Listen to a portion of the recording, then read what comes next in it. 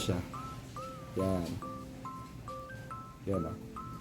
So pati ilalim, i-anin din natin kasi para makapit pa rin siya kapag naglaro tayo ulit. So ayun yung mga dumi niya.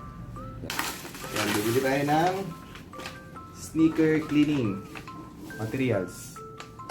Yung loob niya, foam. Siyempre, shake mo muna yan, ang alam ko. Kasi pamunas. So yung brush niya hindi matigas. Super lambot niya lang. Yan. So yan, bulang-bulang siya. Yan. So sa mga part lang na madumi yung lalagyan natin. Yan. After yan, saka natin siya pabrushan. Gamitin natin itong soft brush. Ibang parte. Yan. Tapos yan, punasan natin itong cloth. Yan, convert na ba siya ulit. Yan. Yan, ito may dumi-dumi pa rin sa unahan. Saka dito, wala na. Kung hindi pa rin kayo satisfied, pwede nyo naman siyang ulit-ulitin. Para mawala yung yan. Yung pagkakaiba. Dito naman sa sole. Ito naman natin ito. Saka pa rin na sila madumi. Ito yung linisan natin.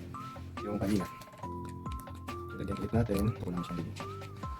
Para feeling ko kasi after yan, pwede nyo babaran muna. Kahit mga 1 minute, 2 minutes. Tsaka your brush to.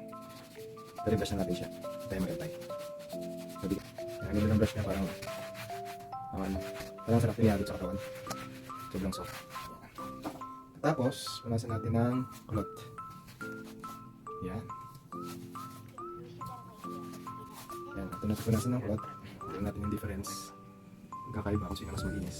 Yan. So, hindi ko pa siya masyadong binabad. Pero kung bababad mo pa siya ng konti, siguro baka mas kumintab na to. Yan. So, hindi pa babad yan ng gusto sa bula. Yan.